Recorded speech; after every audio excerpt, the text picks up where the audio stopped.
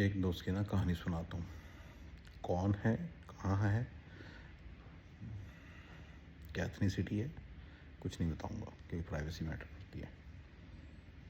ठीक है। LA side पे रहता है। ठीक है। एलए के पास सेंट्रल वैली में जगह है, थोड़ा सा दूर है मेरा एलए से।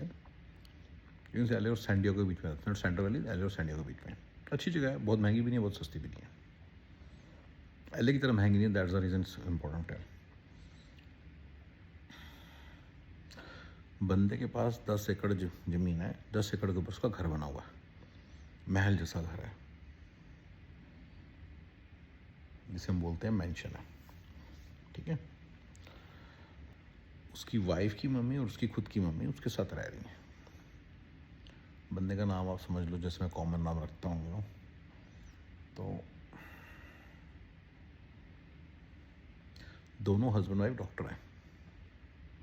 दोनों की मम्मियाँ उनके साथ रहती हैं, पेरेंट फादर नहीं रहे। मम्मीज आ रही हैं मिड-70s, खुद हैं वो 50s में, अर्ली 50s में। एक बच्चा है, एक बच्चा है, बच्ची है जो डॉक्टर बन रही है।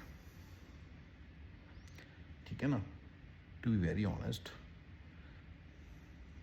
सब कुछ सही है ऑन द फेस, राइट। लेकिन मैं आपको एक और बात बताना चाहूँगा, दोनों हस्बैंड वाइफ एक एक ही है, यानी कि राइट।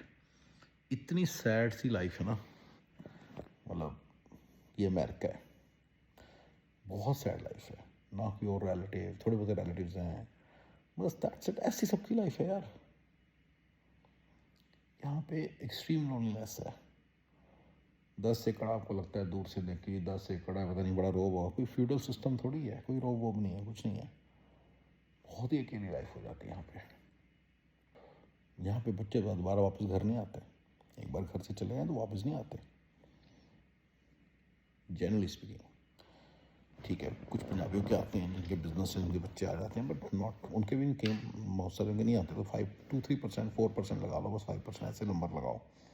कोई 20 में से एक में भी ज़्यादा होगा, 30 में से एक, 40 में से एक, 50 में से एक बंदा आता है, एक के बच्चे आते हैं, उसके पास यूजली नहीं आते।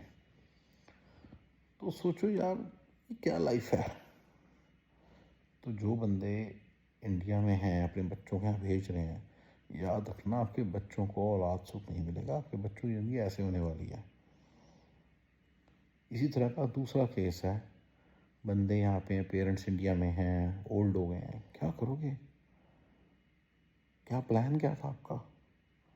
इकलौता बच्चा पेरेंट्स ने भेज दिया था यहाँ पे, अब बंदा यहाँ पे वो मेरी उम्र का है, तो बंदा यार क्या बताओ, वापस जाए यहाँ रहे, क्या करे, पेरेंट्स को बुला ले। हाँ, इस फ्रेंड ने तो बुला लिया ना ले वाले ने, लेकिन इस दूसरे की जो मैं सैम्पल केस दे रहा हूँ, क्या प्लान क्या है, किसी का कोई प्लान नहीं है, पता नहीं कहाँ भटकी जा रहे हैं, पागलों की तरह भागे जा रहे हैं, कोई प्लान नहीं, कोई लेना नहीं देना नहीं। तो गाइस, अपने बच्चों को यहाँ मत भेजो अमेरिका में, इसके पीछे कोई दिमाग नहीं है। जो मिडिल क्लास प्लस है और अपर क्लास है, यहाँ मत भेजो। जो लोग बस इंडिया में नहीं है ज़्यादा, वो भेजो। लेकिन अपर क्लास प्लस वाले और मिडिल क्लास प्लस वाले और इवन मिडिल क्लास भी सोच समझ के भेजो। मिडिल क्लास को नहीं भेजना चाहिए उन्हें बच्चों यहाँ पे। सब कुछ तो आपके पास, अगर आपके पास अपना घर है ना, तो आपको कोई ज़रूरत नहीं अपने बच्चे यहाँ मरने के लिए भेजने की और अपनी सारी लाइफ ख़राब करने की। ठीक है गाइस, चलिए जी, थैंक यू।